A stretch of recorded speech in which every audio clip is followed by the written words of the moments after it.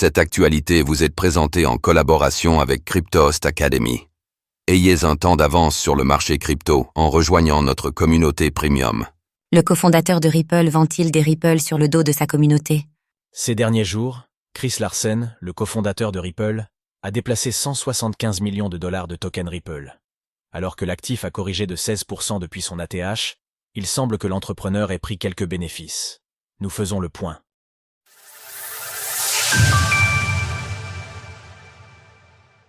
Le cofondateur de Ripple, Chris Larsen, déplace 175 millions de dollars de Ripple. La semaine dernière, le Ripple de Ripple a dépassé son plus haut historique ATH pour aller toucher les 3,66 $ l'unité. Depuis, l'actif a corrigé d'un peu plus de 16% et s'échange au prix de 3,07 $, en hausse de 1,45% sur 24 heures. Cours du Ripple sur 24 heures. Retrouvez notre guide complet sur Ripple. Bien entendu, cette correction n'est pas propre au Ripple, mais le fait qu'elle soit plus prononcée qu'ailleurs sur cet actif en particulier donne de quoi s'interroger. Sur X, l'enquêteur on-chain ZachXBT a identifié des mouvements pour 175 millions de dollars de tokens Ripple attribués à Chris Larsen, un des cofondateurs de Ripple. Au total, 50 millions de Ripple ont été déplacés, ce qui peut suggérer une prise de bénéfice. Tweet de ZachXBT sur les mouvements de Ripple de Chris Larsen.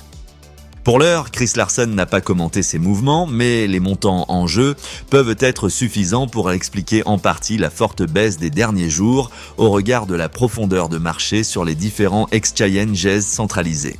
En bref, la profondeur de marché est la taille nécessaire des ordres pour faire monter ou baisser le prix d'un actif d'un pourcentage donné, ici de 2%. Profondeur de marché sur le Ripple.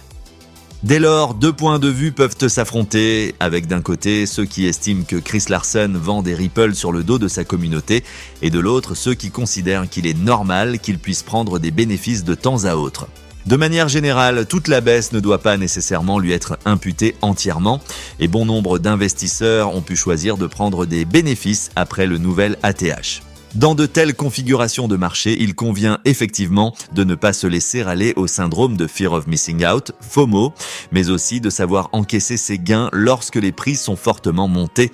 Quoi qu'il en soit, le cofondateur de Ripple détient encore d'importantes quantités de Ripple, comme le souligne ZachXBT. Les portefeuilles liés à Chris Larsen n'ont plus que 2,81 milliards de Ripple, ou 4 milliards de dollars.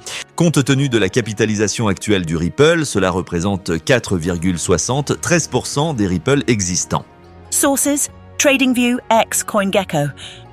Retrouvez toutes les actualités crypto sur le site cryptost.fr.